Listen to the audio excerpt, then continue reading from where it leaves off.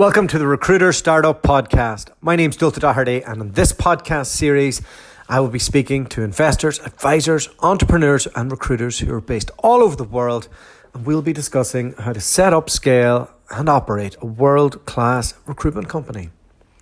This podcast has been brought to you by the good people at Interview, and I'm loving using their product. So I'm not getting any money off Interview to sponsor the podcast, but they do let me use their product for free because they said it worked. I asked if I could prove it, and I'm getting great results from it, so I'm happy to stand by it. But today's guest is Andrew Sully. When I started in recruitment in 2010-11 in Western Australia, Andrew was already a legend in the making.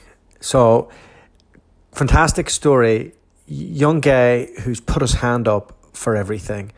Very much of that Richard Branson motto of say yes and I'll figure out how to do it later. He has gone into leadership roles in Sthree merely by being in the right place at the right time and always being brave enough to put up his hand and say, I'll do it, give me a shot, I'm ready. So even by the time he was 26, he was running one of the most successful S3 offices globally. And in this, you'll hear about his journey, and all the things that he's learned along the path from leaving S3 Bristol to getting into Perth, to going to Sydney, to eventually launching Talenza with his co-founders, and how they're a little bit different, how they go about building their business. He is very well known, and his reputation will precede him in Australia. Great guest and a great operator, and one to watch.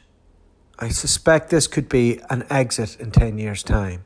So, over to Andrew.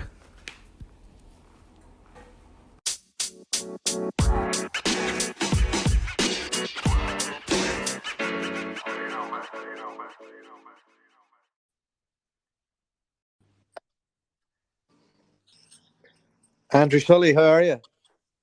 Good, thanks, mate. Welcome to the Recruiter Startup Podcast. Yeah, what a novelty, eh? What a novelty. And tell me, you're in Sydney. You're from Wales originally, is that right? Yeah, Tom Jones's nephew. Tom Jones's nephew, no bother to you. And well, I think someone's always related to Tom Jones if you're from Wales, surely. Yeah. So I suppose a bit of context. We probably crossed paths 6-7 years ago, maybe in Perth, and probably know a lot of people in common. So kind of interesting to pick things up with you all these years later, and I was supposed to hear a bit about your journey. So I thought I'd rewind you back before your Perth days. And how did you get into recruitment? It's a funny one. I think I was running my own paint and decorating business, which really wasn't much of a business, but it was a way of earning some good cash in hand through uni. Yeah. And I had a call with a couple of friends who just started to pick up their kind of careers after uni quicker than me through the summer.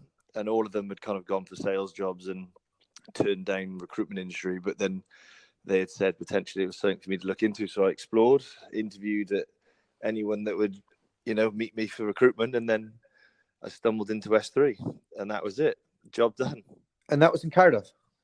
No, that was for Bristol. So I was okay. I went to uni in Cheltenham and met my wife at uni, and then I just commuted from Cheltenham to Bristol every day for 2.5 years, 3 years, something like that.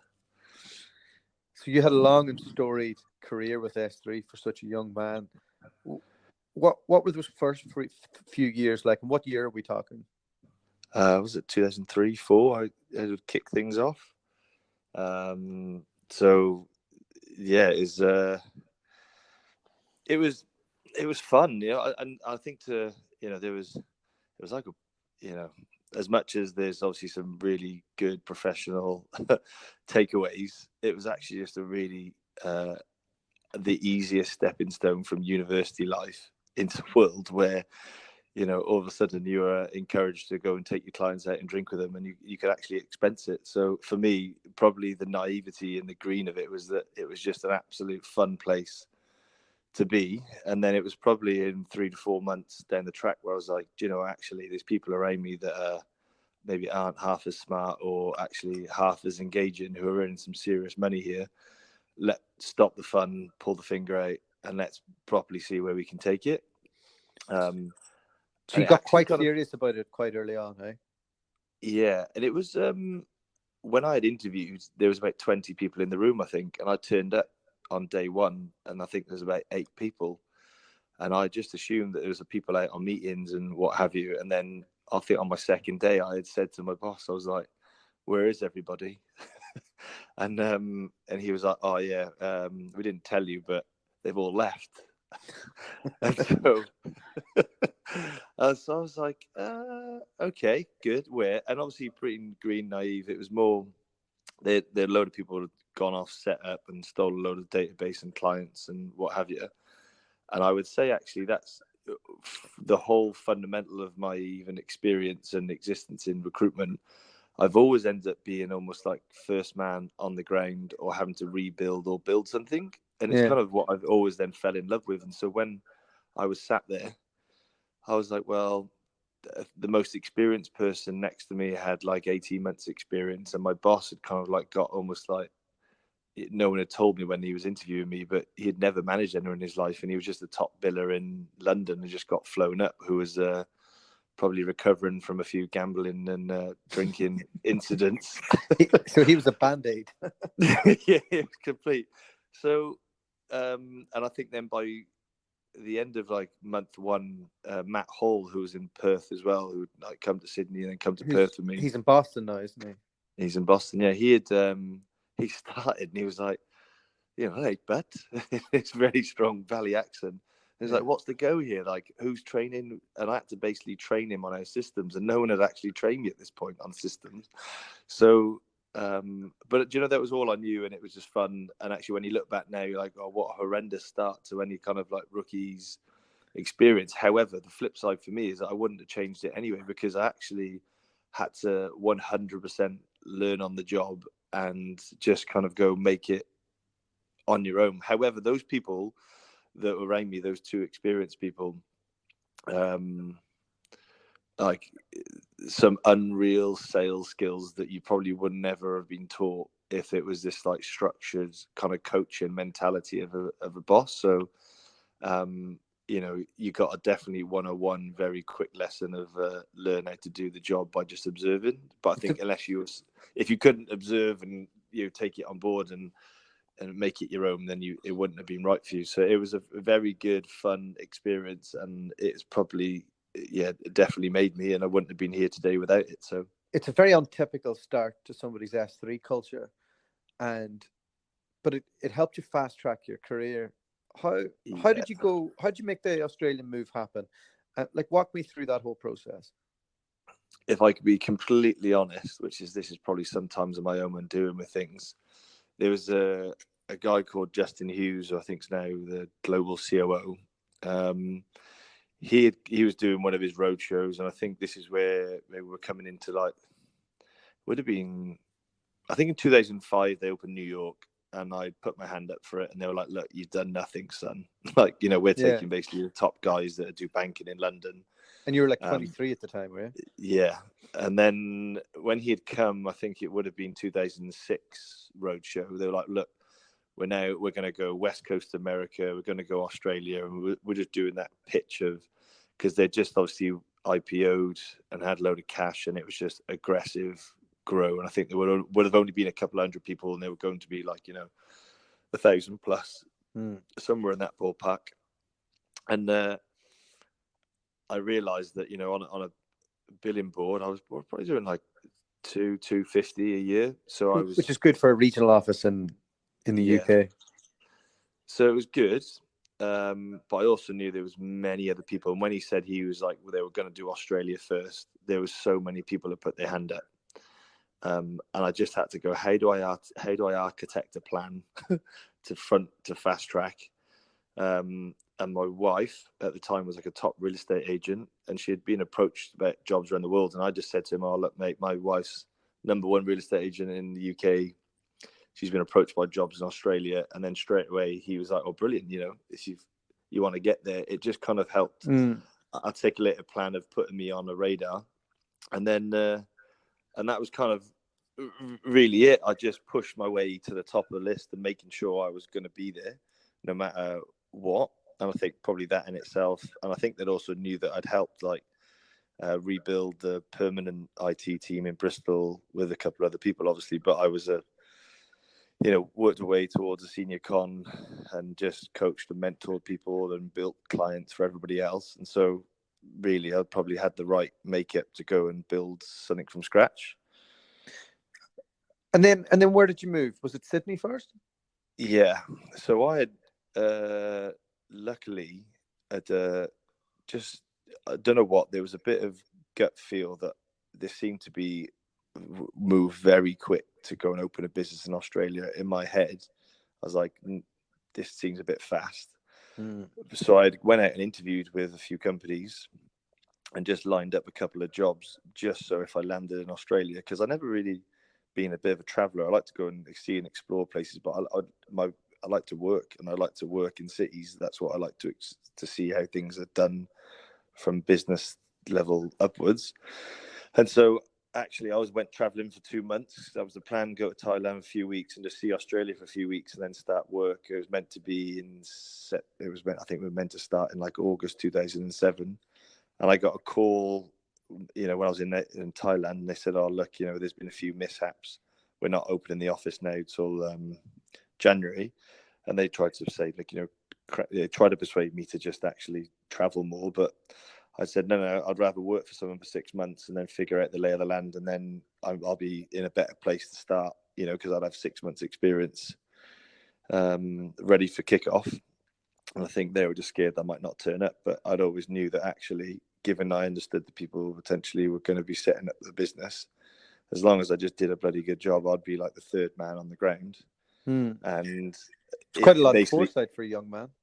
Yeah, and it was just a case of making sure you put yourself. But I'd also, it was foresight, yeah. But I'd also seen there was other people in Sthree that, when they had done a good job, build and done things, it need to kind of put their hand up to get something. And given that Sthree wanted to grow aggressively, it was in my head. Maybe it wasn't as simple as this, but in my head, it was a case of as long as I go in there, do what I believe I can do, and actually work on some things I wanted to work on, I could show my pedigree to say, hey, I could lead and run a team and give me part of this business. And so that was it. So did 6 months, started in January 2007, when obviously the world started collapsing. But we grew that first year to 20 people. So even though I wasn't the #1 guy in that office there, I'd actually then pretty much led and was key on the IT side of things and grew that. And I think we got that on the permanent side would have been like 10 or 11, and just similar on the contract piece. And that's where, known to me, I didn't realize my performance was actually that good. I just head down and just kind of like kept on doing deals and winning clients for other people to kind of start and take over the client and fill jobs. And then the new CEO of Sthree had come over for a roadshow. I wasn't meant to have time with him. He was meant to have time with some other leaders. And I think I'd like knocked in 6 deals or something that month. And he just grabbed me. And then we ended up having a half an hour coffee turned to 5 hours. And then about 12 hours later, I was setting up oil and gas business from Sydney, and then with the plan to move to Perth. And that was it. And you're, were you married at the time, or? No, I was with my wife that I'm with today. I was with her then. So she was just like, game ball, look, just do what you have to do. I'm on board. Yeah. Still today, she's like one of the most supportive human beings ever. Her feel is like, if she feels that it's right for me, then it's right for us. And as long as their life moves forward, then she's game. So for her, it was like, well, I don't think she really wanted to, because we had like just really, Australia, we had only been here for a little while, settled, made friends. But I think it was, for me, it was like, that was too much for a bigger opportunity, especially when the global CEO's going, you've got this job, it's yours, go and help set up one of the remote cities in the world. And I was like, well, yeah, let's do it. How would you describe to Perth to somebody who's never been there? In the boom or the bust?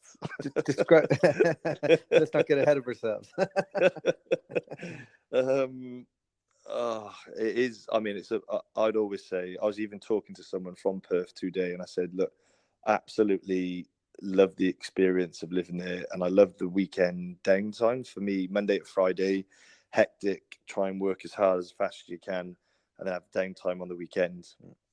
But you always can complete Perth quite quickly, it feels, and you just kind of, the buzz wears off very quick of a new city. And as much as it's a beautiful, lovely place, it lacks like a God's waiting room is yeah. But I said to them, I would retire once I've done what I wanted to do in life. I could quite happily go back and buy a house overlooking like Cottesloe Beach, and I would be quite happy. But for even now, and maybe I'll never lose it, but I'd just love to be around a busy city where there is stuff happening for you to feel that you can win, and conquer in life. For anybody listening, Perth has like 3 main streets, and like you could walk up and down it, and then you'd be like, where's the rest of the city? But it's a very planned, segmented city where a lot of people and neighborhoods, like all the actions on the outside of the city. Yeah, it is a suburb. I always say it's like a very, like one of the really good friends that worked for me for years in Perth, Simo. He's now in Melbourne. Like, he would always describe Perth as just the mini Melbourne, because, like, it's quite a distributed city. Everyone leaves the city, or majority of people leave the city, and they go to the suburbs, and each suburb has its own kind of feel. And on a Wednesday you go to this suburb if you want more of a lively night. Then on Thursday's a different suburb. So it's a cool place, and it was a great experience. I just couldn't see myself living there, and just I was like, sometimes driving to work going, what am I going to do for excitement today? Should I just drive on the other side of the road or set my feet on fire? Yeah, I got to Perth in 2011, and I think it was either 210 or 211, and probably when your office was at its peak. Was that fair to say? Yeah, that was peak of the market. I think we'd opened in January 2010, and we had got to 28 people by easy 2011 for sure. We were rocking. And he'll not appreciate me saying this, but I used to work with Gareth McLean, and his wife was knocking in massive deals, and he was doing nothing with us, and she was rubbing it in all the time. Well, mate, I tried to hire them both, if you remember. I was like, you could have both worked for us, but then they decided not. But she turned up, and was laughing because she took over one. Like, we had split a desk that I had originally built, and then our first rookie hire took over that, and then we'd split it. But that alone was, between them, they would have been doing $1 million too easy. And he had to set up something from scratch with no candidates or clients in a corporate brand. I think her first deal deal would have been $50K. Easy. She was like, Oh God, he was so depressed, and he came from being a professional footballer as well. And recruitment rooms are really unforgiving as well. Like, and well, look, he was also hired by people that none of them had ever done engineering. I think the guy that hired him left, was it, on week 1 or something? And then he had like just people that knew finance and accounting around him. So it was you go and learn engineering now by yourself. It was horrendous. But her experience on the flip side made everything more horrendous and more comical. But that was actually her being success in Perth. Because I remember interviewing them both, and their dream was to be in America. And actually, her success, it hurt me. But I always say, look, I'd always, if someone wants to do something and they've done right by me, I'll help them. And it kind of fast tracked her move and her promotion to get to America, which then obviously took them both to America, which I think they've obviously both enjoyed that kind of trip more than probably Australia, to be fair, but it probably was their catalyst to be able to get to America sooner. Yeah, I think he'll always say that he preferred Perth. He enjoyed the, I suppose, where myself and Gareth are from is the countryside in the northwest of Ireland. Yeah. And Perth is basically like that with sunshine. So Yeah. it was it was an interesting one. So let's fast forward to 2013 when the world ended. Everywhere else in the world was doing well, but No, no, it was September 2012. I was it? actually Okay. remember I to the bet you do. day when we had a mining business that was doing £2 million, and actually no one else. So, like the Perth office, I think we're still today, but we were the fastest, most profitable office in S3's history. And we had won every award you could win globally, and everyone was like, "How the hell you can do this?" And it was a bit like, some of us were just willing to go to the most remote city in the world and take advantage of a booming market. And some people would have said, well, you didn't have certain capabilities and all the rest of it. But you know what? It's like, well, you didn't turn up. I did. So sod you. But then there was, that September 2012, it went from 2 million to like 300 grand. And that's overnight. that's a scrappy 300 grand. Like it was horrible. I remember because I was doing IT at the time, and it still ticked along. But as soon as the iron ore price was starting to crash, I remember thinking, I'm getting out of here. Yeah, it was. It was 147 people were moving to Perth a day in the boom, and then there was 136 people that were moving out of Perth a day. Yeah, it was mad. It was mad, and the talent. What was it like running an office there in terms of getting talent? It must have been really good because as a rec now, I have a good view on who's in different rooms that I come across. And I remember even our room at Robert Walters, there were so many talented people there. David Eyre, and I'm sure quite a lot of others. John and all the rest of it, yeah. But I think it was Perth came out of nowhere and appeared globally on every global recruitment business's radar very quick. And so I think people who had an eye for making money and who are risk takers, who were willing to there was a lot of people that chased it, and obviously some people come early enough, some people just come too late, and then they've had to reinvent themselves there or move back home or elsewhere. But yeah, it was competitive, wasn't it? It was very competitive for sure because there was a limitation. But it was, and I wasn't in a leadership role, so I probably didn't have the same eyes on it that maybe you and my boss Ryan and all the rest. But I remember he'd come in either really smug that he'd beat you to somebody, or pulling his hair out that you'd beat him to somebody. I used to, if I knew I was going to lose to him, I used to give him a mobile number of someone else to call to just see if there was just to upset the apple cart. Yeah, it was. It was pretty good little fight with Ryan for staff because it was probably the two most aggressive. And then Spencer Ogden set up and they went full. Let's just throw some extra money at people, and that's kind of won a few hearts and minds. But they also come a bit too late. Yeah, I remember they came when it was over, right? Yeah, it was. They missed mining really, and then they had a little bit of the oil stuff, but actually, because they went to like 20 and then back down to like 6 within easy 12 months, I think. So, all time definitely didn't bode well for them, but they're still there by the sound of it. There a couple of people. I used to have Eddie Cross, who was running Robert Half, phone me up and pretend he was an IT candidate, just to get, and then be like, "Hey," and I go, "Wait a minute, you're not an IT. Is this you, Eddie?" He's like, "Come work for me. It's okay." It's like, look, I know she's sitting there staring at you. It won't be like that. Come on over. I'll pay you more. Oh, they're funny, those boys. And that's the type of characters that were knocking around Perth at that time.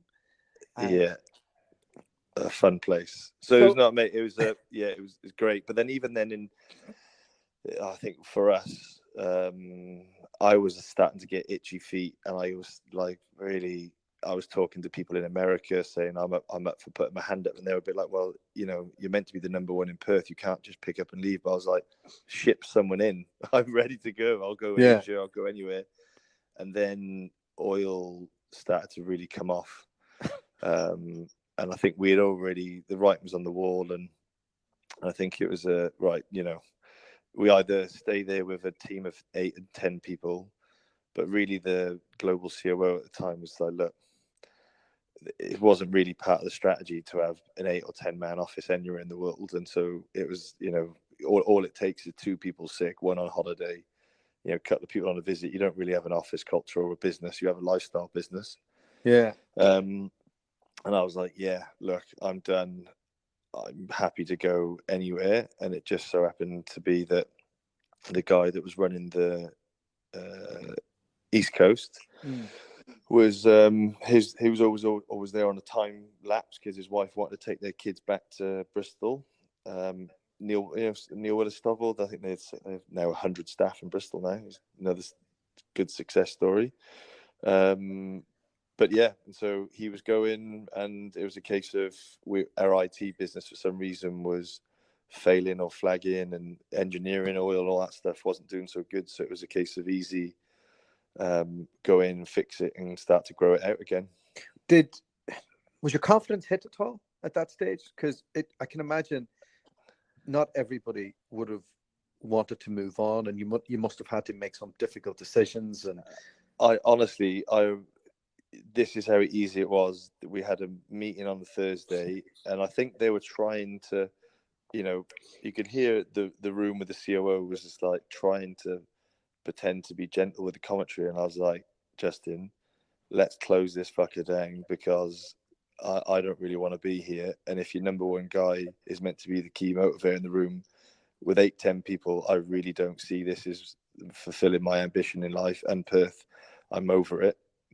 Get me out. And so that was Thursday. Went home. My mum and dad was actually over, and then just so happened my next door neighbour had just finished selling his house, and I just drove home. I saw a real estate agent that was walking out after selling his house, and I said, look, you just had 100 people through that house. Do you want to come on Saturday and bring them through? And then my wife was like, what the hell's going on? And I was like, we're moving. You know kids at this stage though, Andrew, right? We had one. You'd one, okay. Yeah. And we said, look, I'm done with Perth. There's going to be a bigger, better job. If I go back to Sydney, then the whole architecture of the plan then in my head was, I'm going to be leaving Sthree and I'm going to be setting up my own business. But I need to, go back and do a job for Sthree whilst reinventing myself and building my network back up in Sydney. Yeah. So for me, it was never it was never a hit to the ego or anything like that. It was like, yeah, we've ridden the boom, amazing. I pretty much bought my house that I own in Perth and Sydney off the back of it. Let's get the hell out of here. And me and my dad on the Friday went down to Bunnings, bought a load of paint, freshened up the house, cut the grass, and the house was sold by Sunday. Wow. Lucky you got that house sold, hey? Oh, mate, my next door neighbour paid for the full marketing package as well. It was unreal. So there was just a bunch of people that didn't get his house, and it was an easy done. We made a quick buck, and actually 2 weeks later, oil collapsed. Yeah. So you got out before oil collapsed? Just thought it was because you wouldn't have sold that house then. No, well, actually, I felt pretty bad actually, because I didn't obviously know this, but there was a young couple that just had their first kid, bought my house that for at the price, a decent price, but then 2 weeks later it was worth about 200 grand less. Oh God, it's probably back up now though. Hung on. Yeah, but I felt at that time it just loads of things. I think our decisiveness and that and the gut feel of you know what, this is that conversation for me. Yeah, let's move quickly. Let's get this done. And then a couple of weeks later, we'd done everything right by people, made redundancies that we had to offer. We offered everyone a job in Sydney. I think we took about 10 to 11 people, and then the rest went off and did their own thing, went to work elsewhere. So the rest is history then. Let me fast forward you. So you arrive you arrive in Sydney and you've just told us that in your head you were like, I'm putting together my plan to set up my own business. Were you looking to do that with other people at the time? Walk me through what's that like for a leader coming into a business, a room that's probably underperforming, and you have to fire them back up, but you're also keeping an eye out for who the talent is, right? I literally was like, we're going to be planning to have a second kid. So in my head, I was like, well, by this point, it was January 2015. I was thinking to myself, 12 months. I had reconnected with a load of people that were friends who were in the industry. And I was fleshing them all out. Do you want to set up? Do you want to set up? I had every week, month that year, I was speaking to somebody about setting up or talking. And at the same time, I was like, I need to earn money. So I'd always want to do right by people. If someone's paying me to do a job, I'm going to do it the best. And that year, we had turned the Sydney IT team round from the worst business in Asia Pacific to the number one business in Asia Pacific, and we won best team of the year. And I think we were like top 5 globally. So I think for me, it was always, and I'd always say to someone, I hate people leaving when they're not performing. And I remember speaking to Andrew Perrott, and he was going to leave Walters years ago. And I was like, mate, just stay there, show them and prove to them you can do the job, then you resign. So intrinsically for me was, I want to go out on my career. Like Perth, obviously, we closed the office down because it was a market blew up. But then there's also people questioning then your own abilities, going, well, was all those awards and accolades only because it boomed? And I was a bit like, do you know what, actually for me, if I go in there and turn around the Sydney IT team, rebuild it, and then win the award again. And IT's a nice steady market that, because you have to do it, like you could probably, it's more performance based than economy based, because it's always kind of on the up and Oz, isn't it? You can play to all the numbers. I also think it was really a timing, like the IT sector 2012-13 was lulling, and the time I come back for 2015, way more investment into AI, machine learning, all this stuff. And so I had to kind of reinvent myself back into the technology world. I had to galvanize a team, build it, grow it. So we did that. We won top team again, but with a bunch of new people. And within that, then obviously I've become pretty close with people that were more like-minded to me, that had similar plans. That, you know what, there's just things that we've been trained on that we love, and there's things that we don't like through behaviors where people get paid.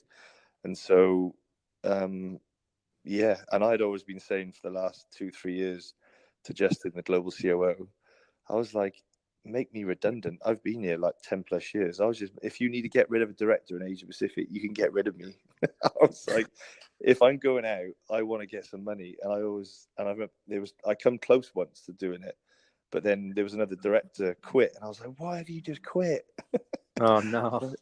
So I had to wait on another 6 months, and that's where, the Sydney business, when we merged 2 offices, it was only 10 so people, but they just thought that the 90 people we had in Sydney would stay. But I just think how certain things were run and how people were remunerated were just wrong, and it was in a slow decline. So although my side of the business I was looking after was going well, there was other teams that were just, I think, being poorly managed and mismanaged and not the right direction, and not getting rid of the certain people on the teams because they'd just been there for a while and all the rest of it. So for me, it was just, I just literally spent the time I had in Sydney. I had probably the most expensive credit card bill, meeting every CTO, CEO, COO, building up my network, so that once I was able to kind of like architect, right, we're setting up a business, there was just that refreshed, warm, energized bunch of network that you could just run at. And so that leads us on to your setup. Walk me through those early days. Who did you do it with? Did you go get funding? What surprised you in the time that you've been in business? So yeah, we've set up, so we're 4 equal owners. We've got Henry Gatehouse, Dan Cabelli, Simon Lynn. Henry in Dan had worked with me on the progressive side, which is the commercial IT, and Simon was a manager on the contract banking team. And really stepped back and thought about it in the pub when you looked at who was bringing in the money in that Sydney office. There wasn't too many people outside of us four who were actually going out and either winning new business or being able to build credible relationships with big banks, big enterprise clients.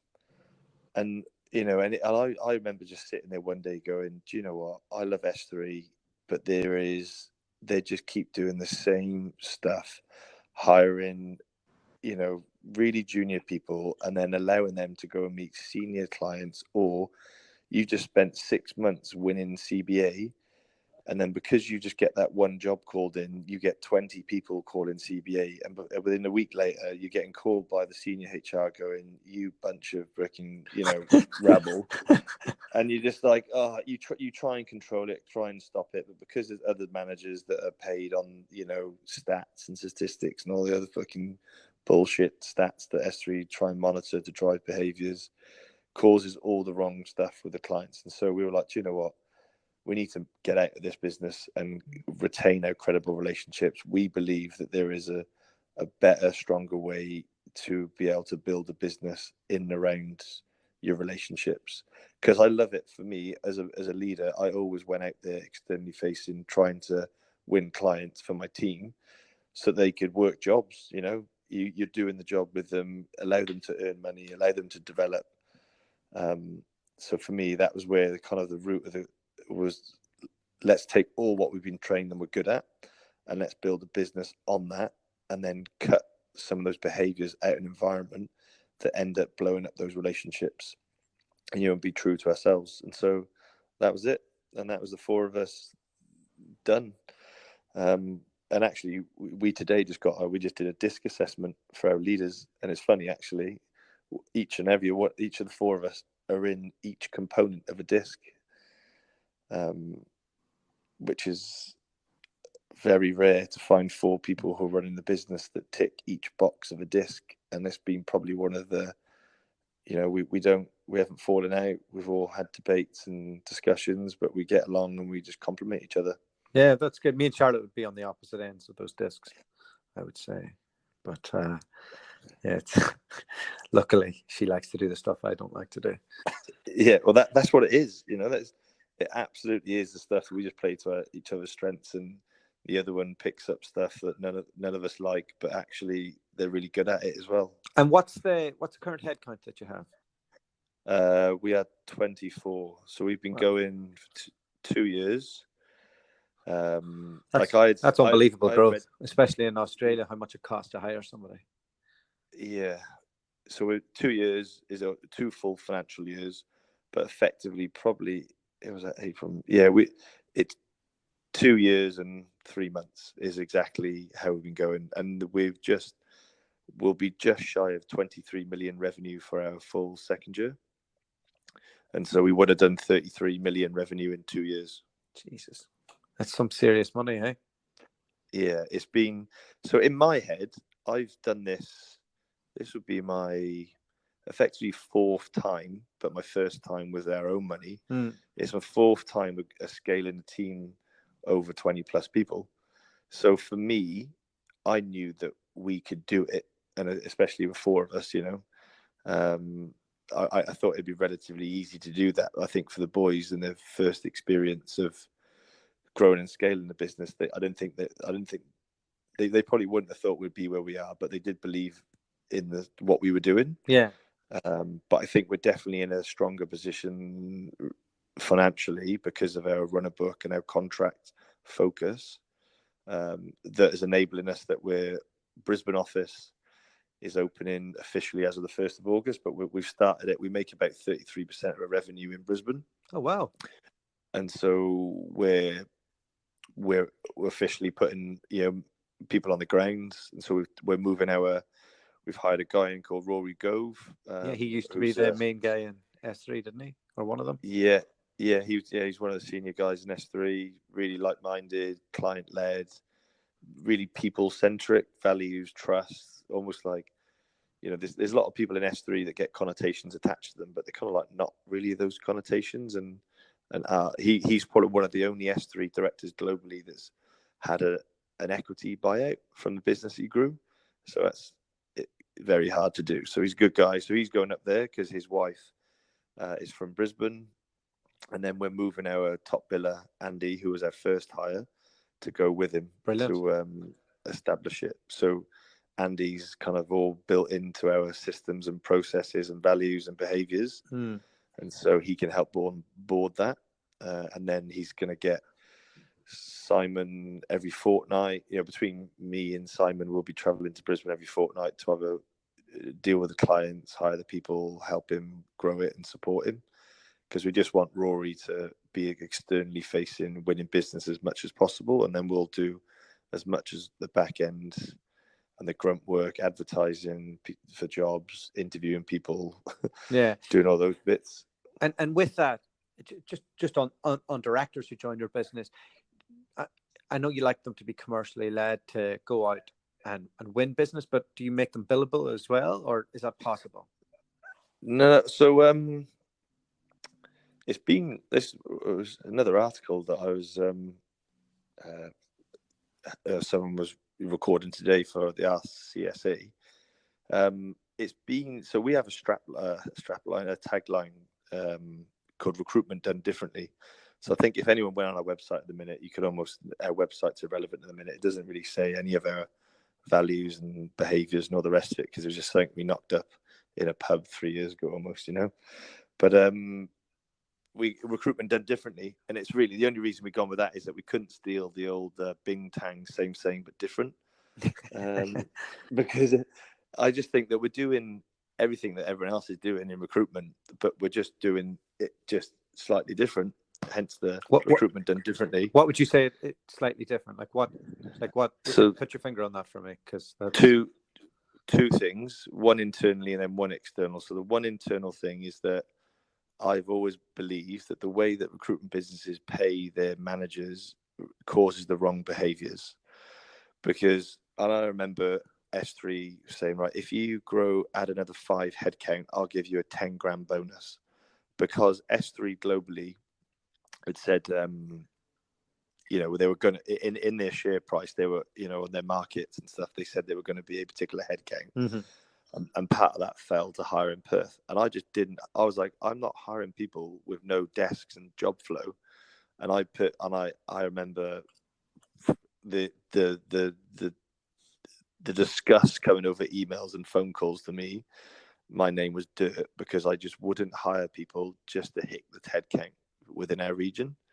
And I was not being stubborn. I was just like, why would I hire someone to set up to fail? And then that personally for me, because if you hire somebody, maybe going off tangent, sorry, but like if you hire someone, you've got their life, right? You're basically saying to someone, come and work for me. I'm going to help your life move forward, because, I'm going to give you an opportunity that's going to be good for you. I just couldn't look anyone in the eye at that particular point when they were trying to drive headcount. It was like, the market's in decline. We're struggling for job flow for a current headcount. Why would I add more? It was just, so that's where then for me, there were just all those types of things. So our managers in our business won't be paid on their personal billing performance. I think for multiple reasons is that like some of those billing managers never end up developing the skills to be a true leader, because they're so fixated on their own billing performance, because most businesses pay 60 to 75% on their billing performance. And then the rest is made up with their team performance. And obviously the thought on that is, make your leader, pay him well on his own billings, and then everyone will lead. He'll lead by example, and then people will follow. Whereas actually it drives the wrong thing. That person is so fixated on his main earnings or her earnings that they don't really take the time to coach the people on what they actually do to get that result. And actually, if the team's not doing that well, they focus on themselves. And so you don't get the true value at the billing manager. And those people then just around that person just says, well, he doesn't really help me.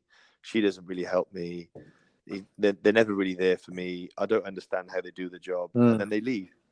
And so my theory was like, how can I remove, over the years I worked for Sthree, we would have hired hundreds of people, hundreds would have left. And I've got all the forms of feedback. And these are the types of things that you would have read. And so for me, it was like, how can I avoid that same situation? And that was, well, if I just pay my managers on the team target and say, right, in this quarter, your team need to write up 300K. I want my managers to be servants to the team, where you call them rainmakers or servants, but I want them to be going out there with the team, doing the job with the team, where they're going out and side by side, winning the client, winning the business. And do you know what? They don't feel compelled to steal the easiest job to fill just so they can get on the board. They give the jobs to their team. And if there's too many jobs, then the manager picks up the slack, takes the hardest job, takes the trickiest jobs, and just let the team work the jobs that is going to make them earn money, develop, and we can coach them. And so for me, I just want those managers, don't worry about you personally doing the deals. If you end up doing a couple of deals, then that's great. But actually what we want you to do is how do you develop your team to deliver to the clients that we're winning, you're winning, they're winning. And then also have that and that's just a simple theory. Just think of all the upside to that. Yeah, absolutely. So what does the next 5 years look like for you? Next 5 years. And do you want to know the external pit that we're doing that's working? Sure. Is on our contract piece. And so where we've won a lot of big contract agreements, if you're obviously, if your hiring manager was going to offer a permanent candidate, the hiring manager would say, hey, here's the 120K or whatever, and they're in control of what the offer is, and you go and close it. Whereas on contract, again, on the behavioral side, the manager just gives a budget, right? And they could be given a budget to a rookie, it doesn't matter. But in recruitment, you're paid on creating bigger margins between the candidate and the client's budget to get paid commission. And all that happens is that you end up pushing the candidate down, creating these margins. And if you start placing multiple people in the same place, they start talking, they go for beers, you get those horrid calls that one day's coming, that, hey, you've shafted that candidate, you've paid them $20 less than the guy who's in the same job. But because that manager didn't know that, though, they get surprised, and then you just get yourself in the middle of this shit fight. And so for me, again, it was more externally. How can I want to be known as a transparent, trustworthy recruiter that I have been over the years. And we just go in with whatever rate that we agree with the client up front. That's the rate that we work in for every contract job. And then actually every candidate day rate, we tell the client and we tell them what they want. And it's down to the manager then to make the decision to feel empowered of what that day rater gets. And so we might miss out on $20, $30 a day on a deal, but actually the response that we've had from clients has been unreal. When they've done an audit of all contractors on site, we've been able to give the client all the report instantly, whereas they've actually said to us every other agency took 2 to 4 weeks to get back to them, because actually when they send it back to them, there's no continuity on the charge rate. It says 21, 36, 41, 15. And the only way you can justify that is, there's no way you can justify it to your client, right? You've just been able to push the candidate down. Absolutely. So I that all makes sense. It sounds like you're on to great stuff, Andrew. What? Sorry, did you cut it there? No, sorry. Yeah, sorry. Probably went on a little bit too long there. But yeah, next 5 years, what's the plan?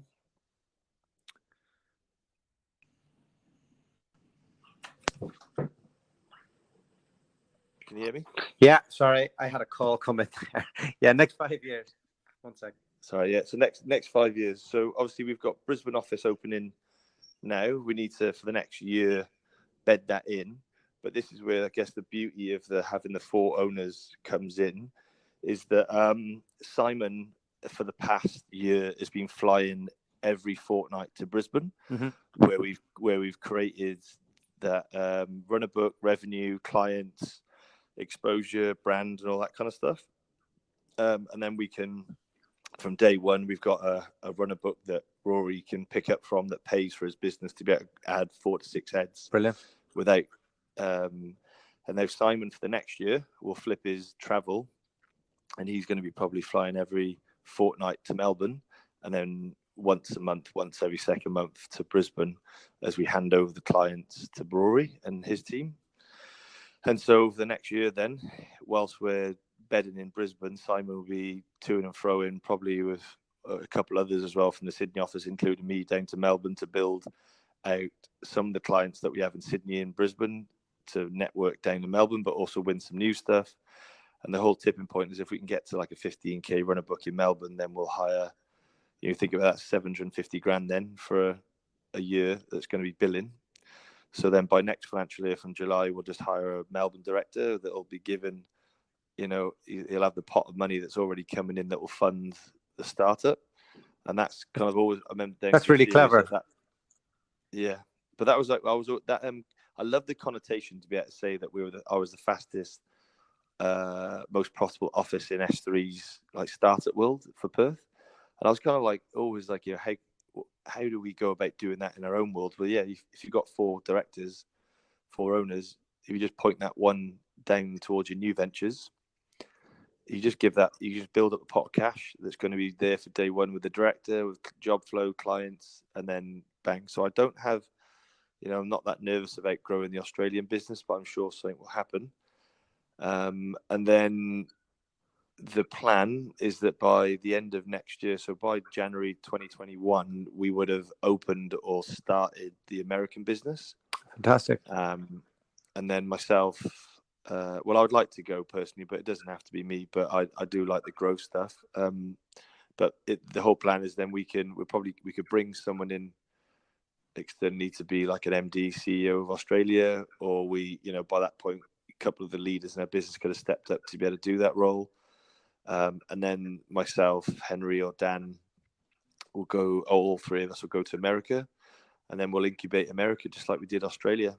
But I think for Simon, he'll stay in Australia because he'll have the hands tied in with the clients. Plus for personal reasons, he'll be staying in Australia anyway. But so then it allows 3 owners. So we'll leave 1 owner in Australia to make sure that the Australian business, we still retain the values, the behaviors, the culture. And then the 3 of us will go and incubate America, which will then hire people around us, which will ingrain them with our culture, values, work ethic, what we're about. And we'll just start expanding America over the next, 5 years then. Brilliant. So you get to get your teeth into a brand new startup every couple of years, really, and really play to your own strengths. 100%, yeah. Like, why not? But for me, we've got 4 owners. If we can all sacrifice a couple of years of moving around, but also get some really good, valuable life experiences out of it. If you think we've got 4 owners, if you set up 4 offices and got them all to 20 people with all like a 30, 40k runner book, you'd be able to sell that as a very profitable business, or you'd have the foundations of a very good business for someone to come in, invest further, and then scale it, even faster. Well, it's really exciting times, and great to see somebody doing so well from the old Perth days. So thanks very much for coming on the podcast. And your story's been fascinating, Andrew. No, mate. Great talking to you. Good to catch up. Take care. Thanks, mate. Bye.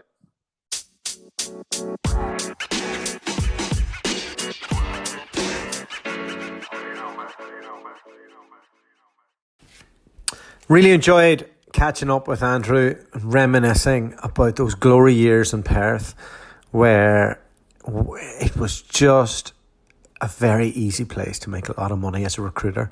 And when a boom happens like that, you should just pick up your stuff, put it in a bag, and get to the other side of the world, because it's just an amazing experience. Everybody's making great money, and I'd not take back those days for anything. But on the flip side, Andrew experienced what it's like when that world crashes and managed to reinvent himself. So I think it's quite an inspirational story. And it was great to get to speak to Andrew during the podcast and afterwards and figure out what his plans are for the future. And it's really exciting stuff. Hope you've enjoyed it. And if anybody's interested in discussing opportunities in Australia and you're in the UK and you'd like to have a chat with Andrew or companies like that, then hit me up and I will walk you through it, especially if you're a tech recruiter. I've done it myself for 4 years and I can't tell you how great an opportunity it is to travel with our career. So that's it for this one. I have so many other podcasts to get out. I've been a bit slack with publishing them recently, but I've been doing them in the background with some great guests. So apologies to the guests that we haven't got them out sooner, but hopefully you'll enjoy all this new content. The podcast you just heard was made using Anchor. Ever thought about making your own podcast? Anchor makes it really easy for anyone to get started. It's a one-stop shop for recording, hosting, and distributing podcasts. Best of all, it's 100% free. Sign up now at anchor.fm/new. That's anchor.fm/new to get started.